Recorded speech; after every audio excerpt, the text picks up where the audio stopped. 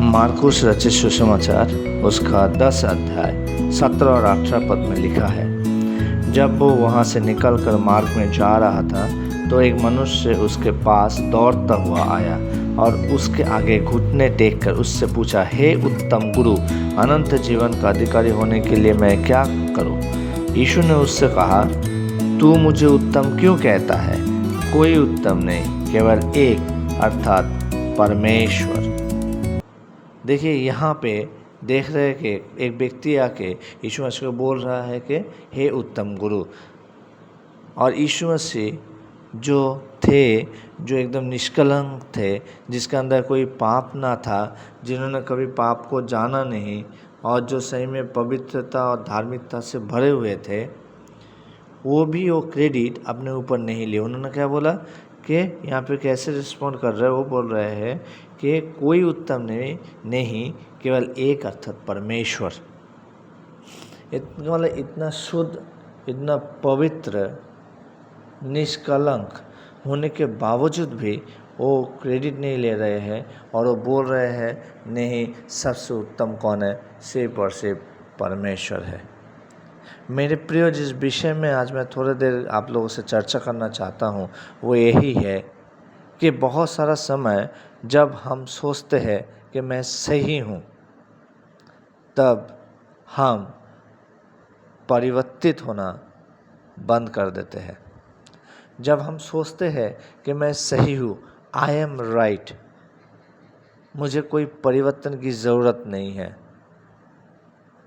तब उसी पॉइंट में हम खो जाते हैं। उसी पॉइंट में हम खो जाते हैं। जब यीशु मसीह सब कुछ जानते हुए भी, जीवित परमेश्वर होने पर भी, एक मनुष्य होने के नाते उन्होंने, देखिए, क्रेडिट नहीं लिया। जबकि वो थे उत्तम गुरु, लेकिन उसने क्रेडिट नहीं लिया। लेकिन उसने क्या किया? उत्तम तो सिर्फ एक ही है, परमेश्वर। तो इससे हमको ये सीखना है कि कभी भी जीवन में मत सोचिए कि आप सही है। कभी भी मत सोचिए कि मैं सही हूँ।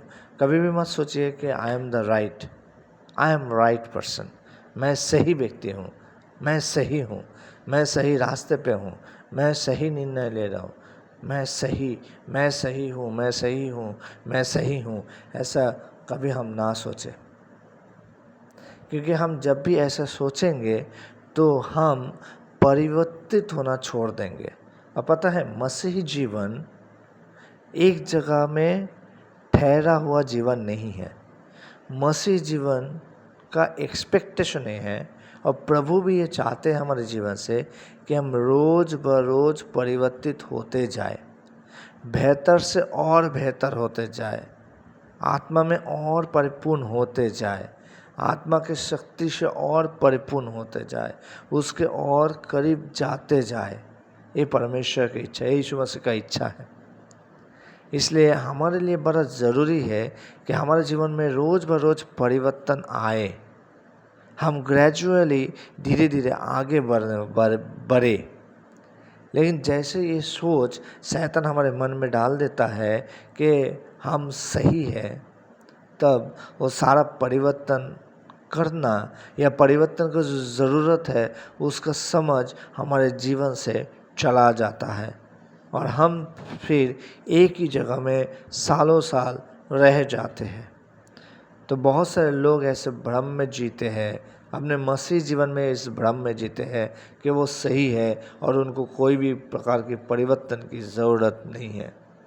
नहीं मेरे प्रियो, जब यीशु मसीह खुद उत्तम गुरु होके भी कह सकते हैं कि उत्तम कोई नहीं, सिर्फ परमेश्वर है, तब मुझे और आपको कितना ज़्यादा इस बात को सराहना चाहिए। समझिए इस बात को। पवित्र आत्मा आप लोगों को समझने में सहायता प्रदान करे इस बात को।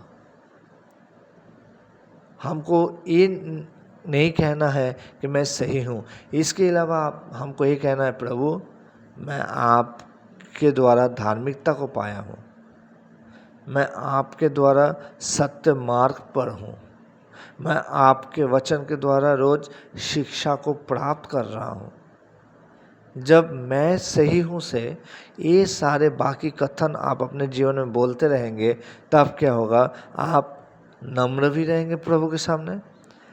आप परमेश्वर के द्वारा हर एक करेक्शन को, हर एक सुधार को भी अपने जीवन में रिसीव करेंगे और दिन ब दिन और भी उन्नति की ओर चले जाएंगे और भी ग्रेजुअली आप परिवर्तित होते चले जाएंगे। और जब वो प्रभु आएगा हमको लेने, तब पल भर में वो परिवर्तन एक अलौकिक परिवर्तन में बदल जाएगा और हम और आप एक महिमामय रूप में हम और आप बदल जाएंगे। लेकिन ये तभी संभव होगा जब हम ये कहना छोड़ देंगे कि मैं सही हूँ। जब आप ये कहना छोड़ देंगे कि नहीं, मैं right, I am right, I need not to change.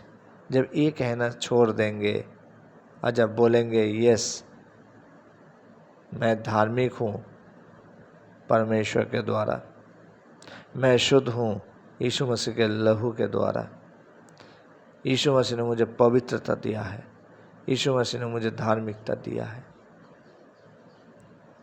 यीशु मसीह ने मुझे अपने सत्य के मार्ग पर चला रहे हैं।